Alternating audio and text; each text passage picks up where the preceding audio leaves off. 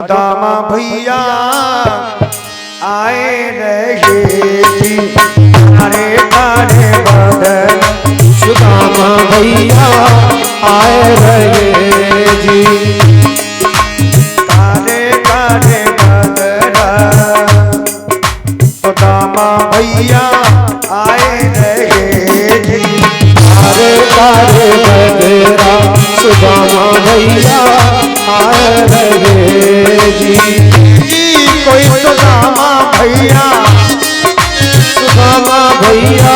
जी कोई सुदामा भैया देखो हार कारे कारे सुदामा भैया आए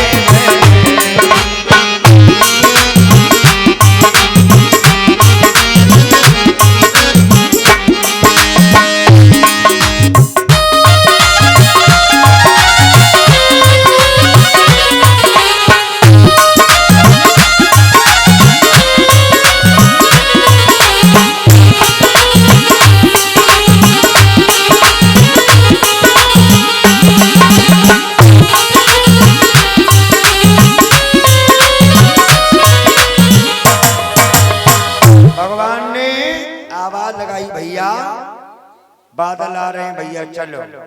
सुदामा जी बोले नीचे उतरिया। आज भगवान नीचे उतरे, लकड़ियों का गट्ठर बनाया और गट्ठर बना करके महाराज चले। अब सुदामा जी रो रहे हैं। भगवान ने देखा ये रो क्यों रहा है। अब सुदामा जी को पछतावा हो रहा है कि मैंने अपने मित्र के हिस्से के चने चाव लिए, इसलिए रो रहा है। इधर जब पास में आए गुरुदेव के तो गुरुदेव कहने लगे बेटा तुम क्यों रो रहे हो, ऐसी क्या बात हो गई जो तुम रो रहे हो। सुदामा से जब पूछा तो सुदामा बोले नहीं।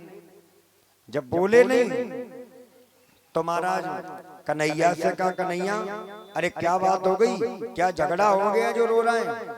सुदामा जी नहीं बोले। जब नहीं बोले बाद में सुदामा जी ने कहा गुरुदेव मैंने अपने मित्र के साथ में छल कर दिया, मैंने अपने मित्र के साथ में इतना बड़ा धोखा किया। गुरुदेव ने सारी बात सुनी। गुरुदेव क्रोध में आके बोले अरे सुदामा तूने जो ये कृत्य किया है तुझे एक न एक श्राप भोगना पड़ेगा। गोस्वामी जी लिखते हैं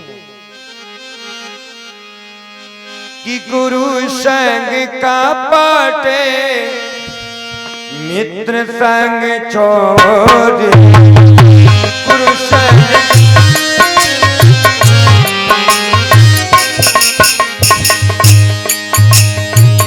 गुरु संग का पाटा मित्र संग छोड़ी, गुरु संग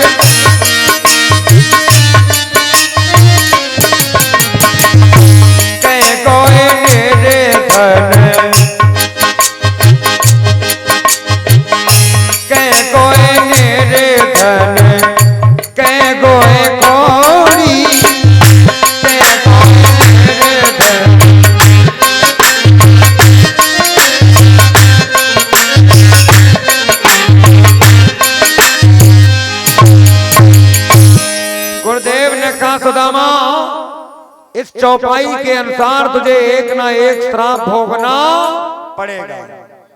लोग कहा करते हैं कि गुरु जी ने सुदामा को श्राप दे दिया, लेकिन गुरु जी ने कहा सुदामा जो गुरु के साथ छल कपट करते हैं, मित्र के साथ चोरी करते हैं, उन्हें इन दो श्रापों में से एक श्राप भोगना पड़ता है। भगवान ने कहा कि मेरा मित्र एक भी श्राप नहीं भोगेगा। गुरुदेव कहने लगे हम जानते हैं हे कन्हैया, हम जानते हैं, लेकिन अगर एक श्राप सत्य न हुआ तो कलयुग में गुरुओं की मान्यता खत्म हो जाएगी, कोई गुरुओं का सम्मान नहीं करेगा।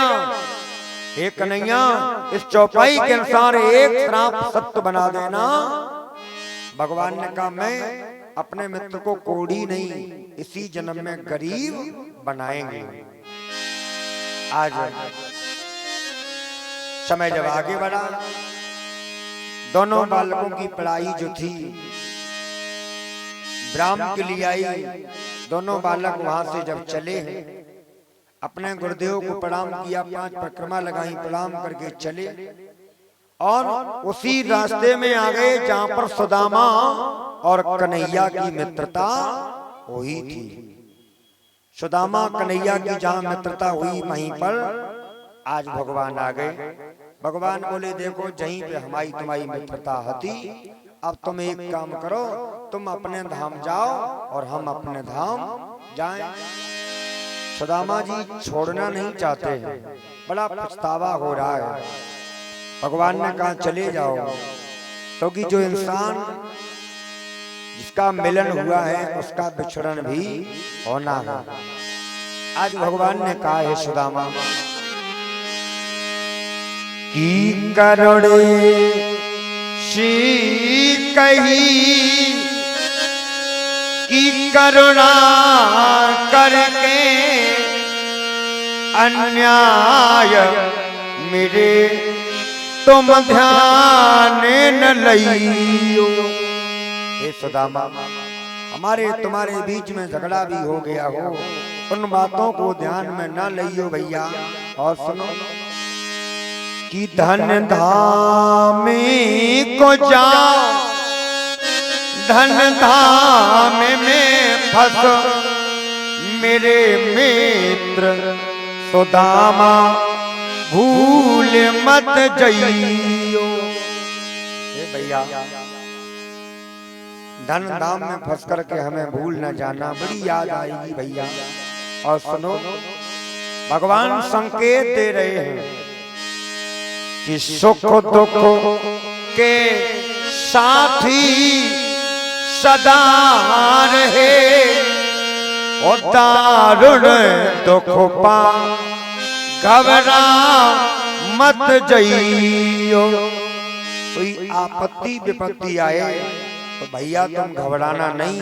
और सुनो कि दुखता विपता जब वीर पड़े मेरे मित्र द्वार का चले तुम आइयो। भगवान ने बातों ही बातों में संकेत दे दिया। भगवान जानते हैं मेरा मित्र गरीब होगा और गरीब होगा तो उसे अपना धाम बुला लेंगे, कल्याण हो जाएगा। भगवान ने पुनः कहा कि दुखता विपता जब वीर पड़े मेरे मित्र द्वार का चले तुम आइयो। भगवान ने देखा ये मित्र हमारा साथ नहीं छोड़ेगा। गलवैया डाल के दोनों बालक मिले। भगवान ने जाना ये छोड़ने वाला नहीं है, छोटा सा स्वरूप बनाया और बाहों से निकल के भगवान चले गए। सुदामा आज उसी बनखड़ में रोता बिलखता रह गया। कहने लगा हे कन्हैया तूने तो सदैव मेरा भला चाहा, मैंने तेरे साथ में इतना छल कपट किया, मुझे नहीं करना चाहिए था। तेरे जैसा मित्र मिलना बड़ा कठिन है। आंखों में आंसू भर के सुदामा जी आज कहने लगे हे कन्हैया भले ही तुम चले गए हो लेकिन की लागी लगन मत तोड़ना कि प्रभु जी मेरी लागी लगन प्रभु जी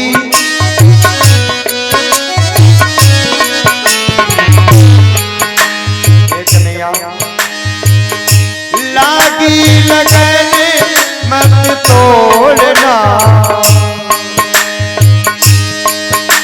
प्रभु जी मेरी लागी लगन मत तोड़ना प्रभु जी मेरी